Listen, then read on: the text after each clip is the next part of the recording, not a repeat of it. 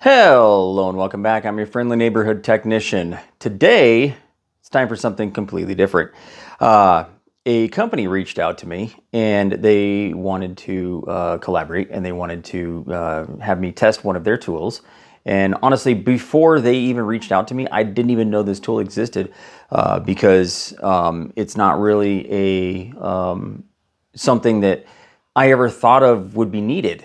And now that I know it exists, and it could seem pretty handy. So it's actually a brake fluid tester. You can see right there. It's a brake fluid tester pen. See if my phone. Oh, there you go. Brake fluid tester pen. You can see it right there. And so basically, it just measures the moisture content of your brake fluid, which for even at my job when I do it, it would be a visual aid because I do have to do videos for estimates.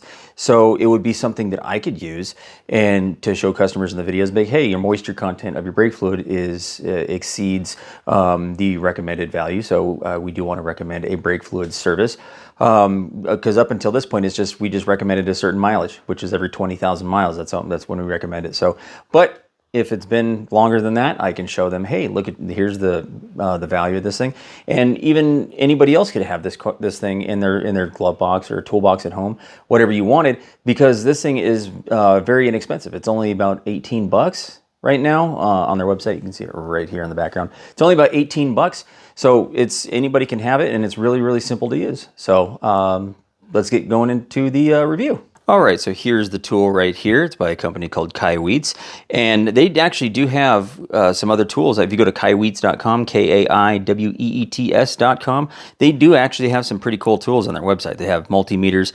They have, and actually the multimeters that they have on their website have screens on them, almost like cell phones, or like a smartphone has a big old screen on it, big old digital screen on it. And then they also have thermal imagers. They have those, and then they have a whole slew of other tools. So definitely go check them out for sure.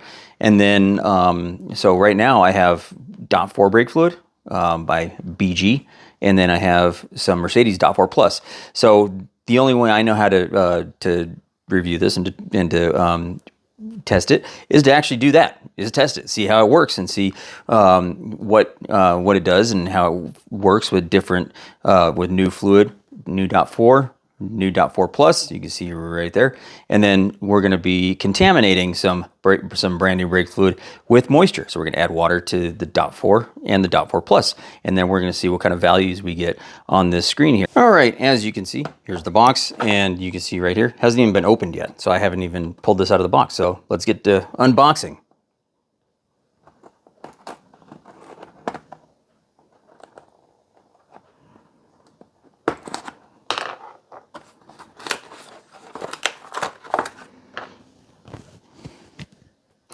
So here we are. Here's the contents. Here's your instruction manual. You see right there.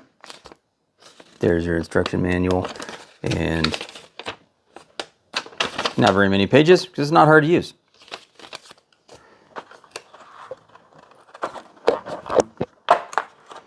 Comes with 2 batteries and the tool itself. So you can see right here, nice LED digital screen right there, and that's going to give you the value that you're looking for. Now the batteries go right in this cap in the end.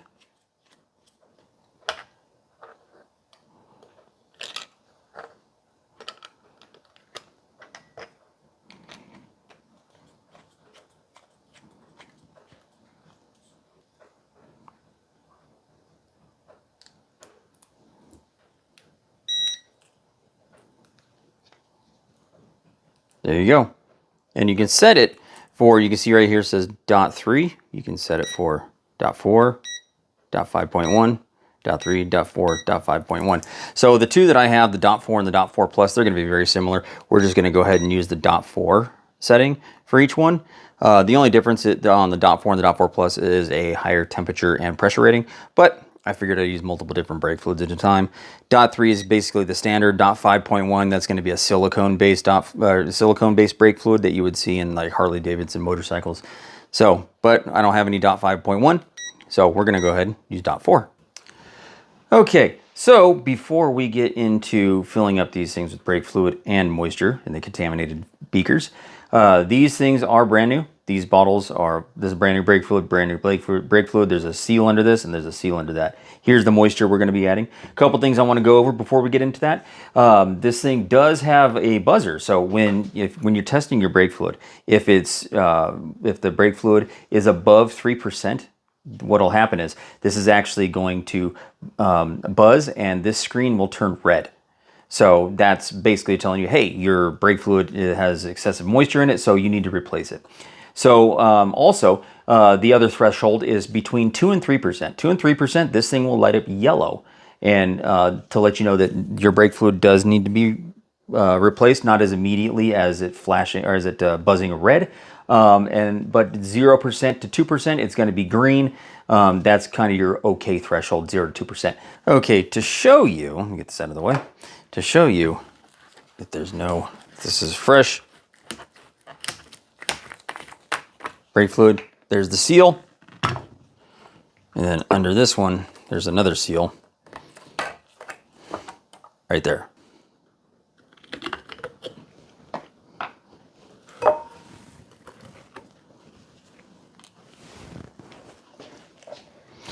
Now, brake fluid used to be clear. Now, not so much. It looks like old brake fluid to me. Oh, that one came off kind of easy, actually. Probably the easiest one I've ever taken apart.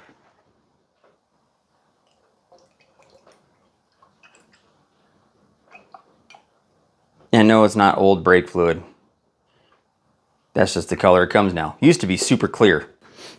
Okay, so to turn it on, you just have to turn on the button. And I've noticed that every time you turn it off and you turn it back on, this will reset back to .3. So if you switch it to .4 and you turn it off, it's back to .3. Let's see if .5 is going to do the same thing.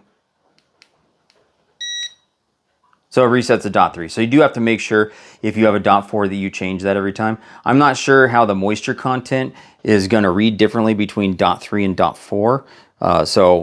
It may or may not read differently, but I guess we'll find out. We could actually test that. So let's start with, let's just start with .4.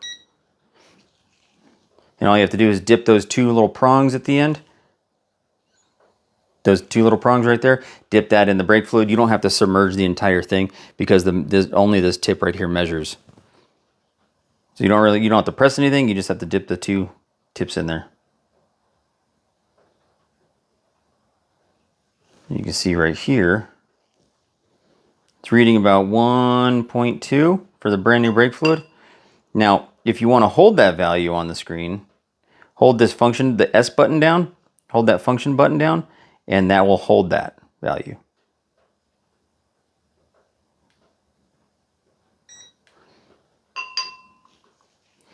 So now you can see right there. Anytime. There we go. You can see right there, it's at 1%, which is brand new brake fluid. At least the BG stuff. Let's try the Mercedes stuff here and we'll see what the Mercedes stuff reads. Wipe off the tip a little bit. Make sure it's .4. Okay, let's check the Mercedes stuff.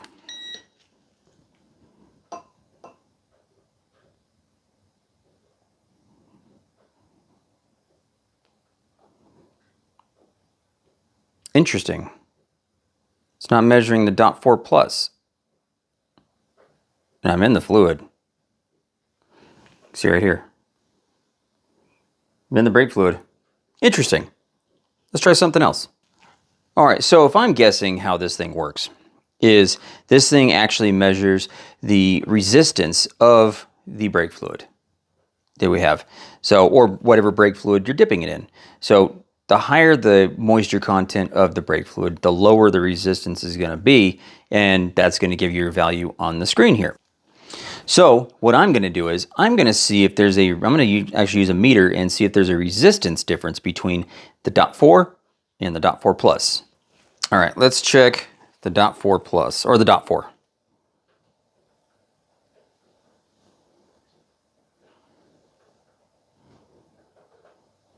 So you can see right there, it's right about, well, it's just climbing. Those are in mega ohms, by the way. So that's about 6.8 mega ohms, 7 mega ohms. That's about 8 mega ohms, 7.8 mega ohms, a little bit less. Let's try the Mercedes stuff.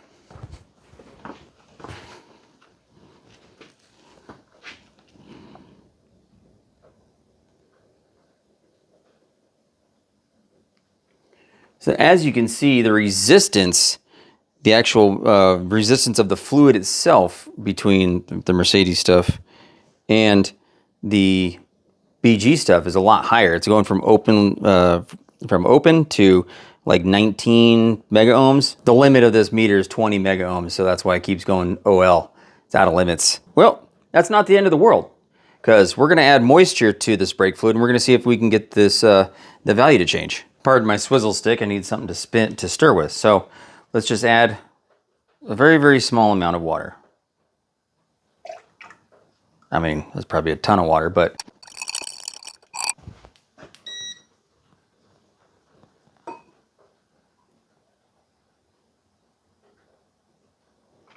1.8%. Now we're creeping up on the threshold of when it's going to go yellow. So let's add some more water.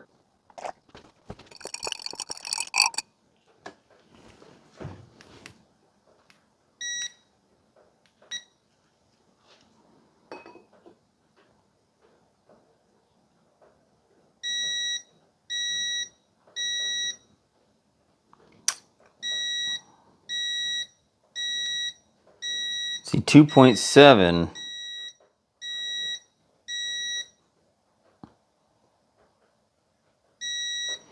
2.5.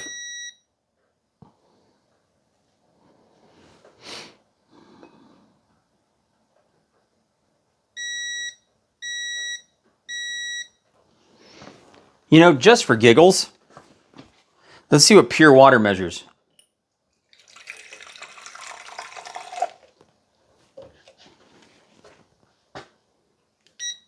This is .4 water, by the way.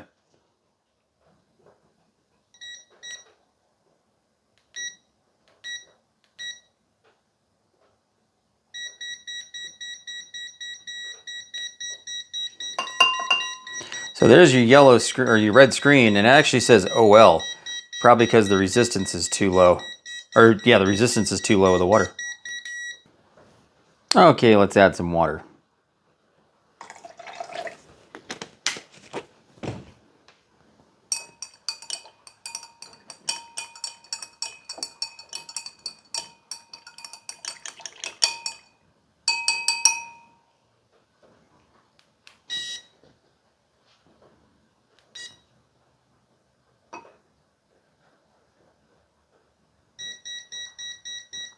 Oh, there we go. It's fluctuating. 3.1, 2.8,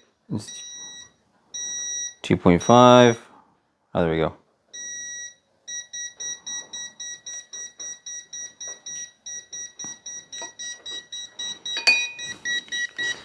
Oh, there's what you can see what happens. 3.2 when your moisture content gets too high.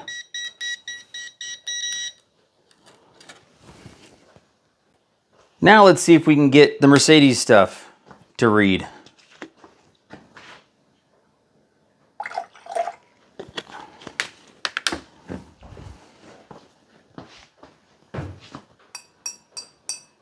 You know, it's not that big of a deal if this this brake fluid tester doesn't read new brake fluid, because it's new brake fluid.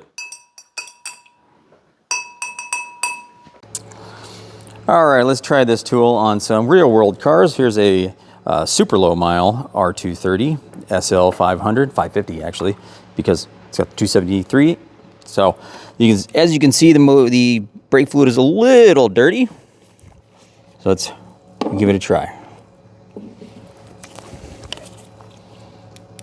It's also a little bit low. Make sure it's on .4.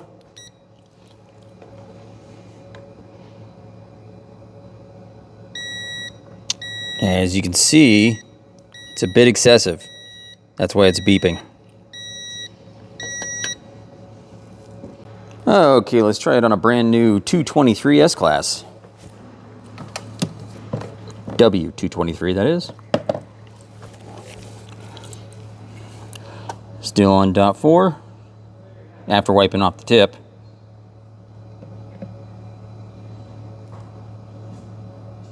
Yep, that's acceptable. 1.1%. And I saved the best for last. A W210 E300 with the 606 diesel in it. Diesel 2J right there.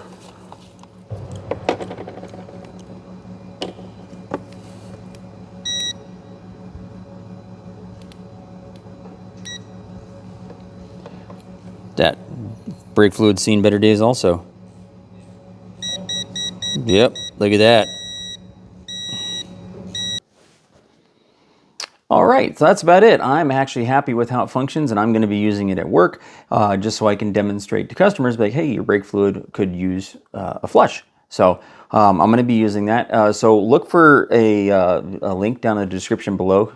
It's going to be a link where you can buy this from. Like I said, it's very inexpensive, and it's really easy to use. Anybody can have it in their glove box or just a toolbox at home, just in case they're wondering, hey, do I need to actually replace my brake fluid? It's been a while. Should I test? Should I check it? And it's a really easy way to check it. So and it's pretty foolproof way for you to know if your brake fluid has too much moisture in it.